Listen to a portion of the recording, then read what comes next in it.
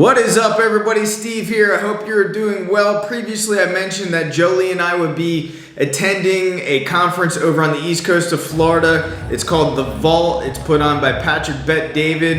And a handful of the keynote speakers I definitely was intrigued and wanted to see, which is another reason why I signed up. I'm going to be talking about 3 of the keynote speakers and some of the takeaways that I've gotten from them. The first one is Andrew Fastow. He was the Enron's CFO. If you don't know Enron, I would just say look it up. But basically, he was the CFO. He actually went to prison for, I believe, about 10 years. And basically, he was cooking the books within that organization. And now he gave his keynote session on Thursday. And on Friday, which I found very, very interesting, the CFO of Bed Bath & Beyond allegedly committed suicide because of doing something comparable in terms of cooking the books. Now, Andrew's keynote speech, he's been doing this for several years now. And basically, his headline was, "Why does Enron keep happening?" And again, he basically cooked the books in one fashion or another. But basically, what was very interesting that I got out of it was everything that he was doing, whether it was legal or not, he was getting okayed by the CEO. He was getting the okay by the board of directors. He was getting okayed by attorneys. And whether it was right or wrong what he was doing, it wasn't necessarily illegal. It was a gray area, and obviously he took full responsibility, but he really was not, even at the time of sentencing, he really couldn't comprehend that he did something wrong. And he ended up pleading guilty because he knew that if it actually went in front of a jury, then that jury would have been like, yeah, you're absolutely in the wrong, and you're going to see a lot more days in prison if you don't just go for a plea deal. And again, I think he served about 10 years. But basically, he was put into this gray area of what he was doing. Was it manipulative? Was it unethical? Was it immoral? Yeah, probably all those things.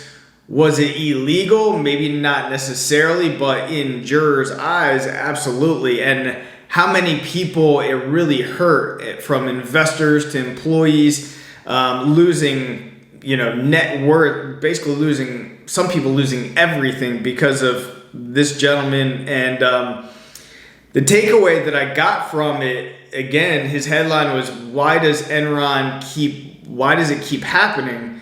And seeing the CFO of Bed Bath & Beyond allegedly committing suicide just goes on to show that, unfortunately, I think that we're going to see more of this happening in terms of just the amount of manipulation within these organizations, and when there's not cheap money out there to rely on, and a lot of these companies' books start to surface and the reality comes out. Unfortunately, I think we're going to see a lot of executives be in this similar situation. They're going to be facing prison time, and unfortunately, we might see more of this unfortunate circumstance of committing suicide.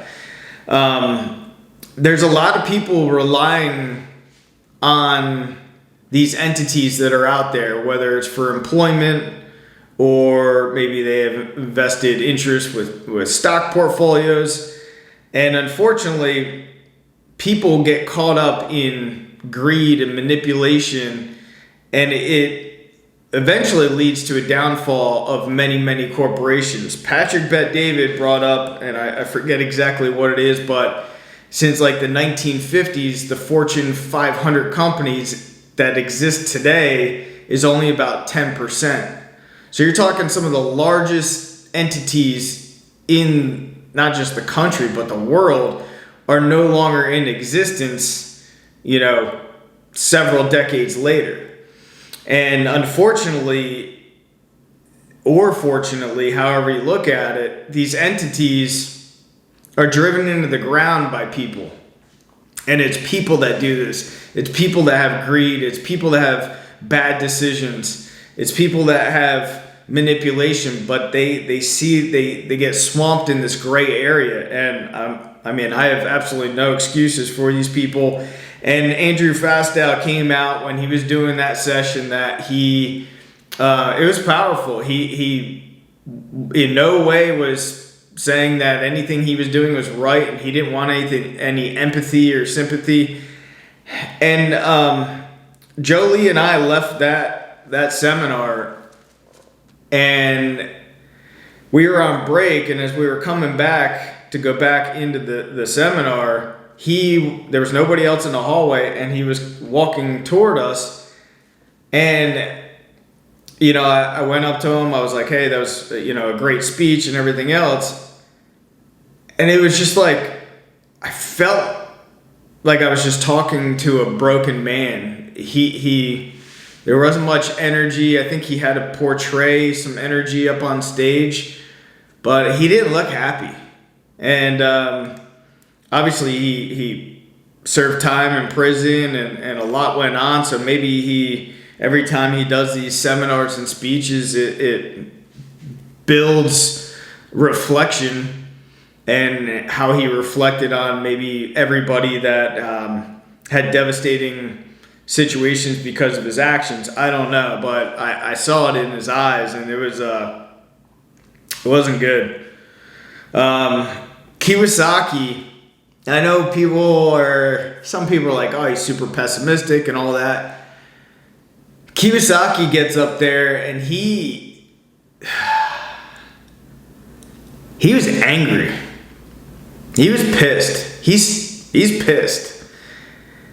And he blatantly says it too. Like, for an example, so he's into oil. He owns oil mines and everything else, tangible. And he's calling out Biden for killing the Keystone Pipeline, which ultimately would have made us pretty much energy independent and fuel prices a heck of a lot lower and everything else. And he's calling him an idiot for doing it and everything else. And I believe the same. But one thing he said, he goes, maybe I should just call him my best friend because that guy made me rich because of his oil minefields that Kiyosaki has. When the Keystone Pipeline got destroyed, basically not destroyed, but basically cut off, and it was no longer going to be in existence because of this administration that we have, he was at like $40 a gallon or a barrel. And he's like, when that happened, we jumped up to like 120. Now it's like hovering around $90 a barrel. And he's like, Biden's making me rich. And basically, a lot of politicians, they have self-interest, just like, some of these CEOs and CFOs and executives of a lot of these major corporations, self-interest. And they don't really think about the adverse consequences that it has for other people. But by Biden's actions, he made Kiyosaki more wealthy. And basically, Kiyosaki, he's very wealthy, but he really respects the individual like you and I, the low people on the totem pole. He wants, that's why he has Rich Dad Poor Dad and everything else. He wants people to be educated financially so they could actually not be controlled by government entities or corporations and have success. That's been his mission. And he is bitter because he sees how corrupt our government is, and the rich do get richer because of certain policies, and the poor get poorer, and we're seeing this divide more than ever. And they're all talking about, a lot of people at this seminar, how bad it probably will get, how bad our recession will be. But that leads me into Patrick Bet David. Incredible speaker. Really got people motivated. But this thing is full of strategy. And he's looking at it, and I do as well, the amount of opportunity that's going to be out there if you're prepared. And I think that that's part of this channel as well. And, you know, I get some people on this channel, Steve's talking doom and gloom and all that shit. And whatever, believe what you want. If you don't like the message, then it's like you don't have to watch these videos.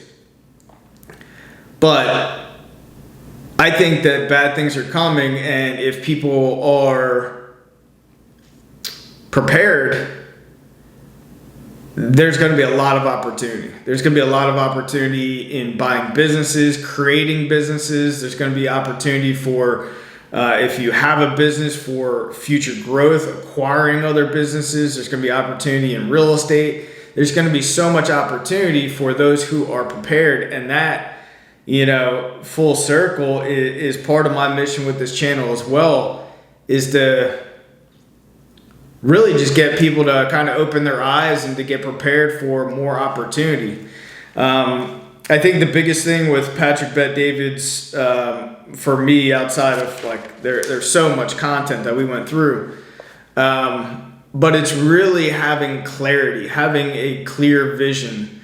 And that's, even Jolie and I sat down today and we really wrote things out in terms of where do we want to be in 2 years and 5 years? What do we want our businesses to look like? What are we doing to achieve these goals? What do we have to do to get to where we need to go or where we want to be?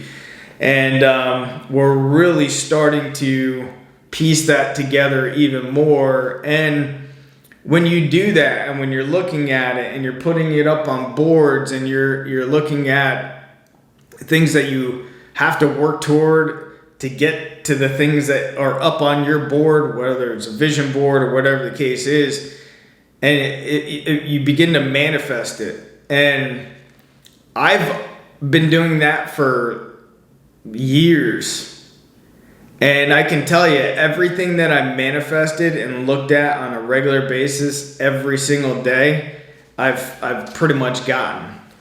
And I think I need to do more. I do work a lot. I work a lot for our real estate brokerage. I work a lot for our real estate investment firm that we're working on. I work a lot for trying to give back to you guys. But I know I needed to get even more clarity. And this seminar definitely helped. So lastly, I want to just leave you with, if you have the opportunity to learn something new right now, do it. Let's say nothing happens and there's no recession and everything's going to be fine and everything else. What's the worst that's going to happen? You create a side hustle and you have additional money to invest in something. Always be learning. And I think that is what keeps people going, for one thing. But you gotta have, if you're complacent right now, and I had a certain level of complacency as well, complacency kills. So dive into the next thing that excites you, and start working on it. Anyway, I appreciate you guys watching this. I know it's a little bit different tempo that I got, but thanks for being here, and I'll see you guys in the next video. See you.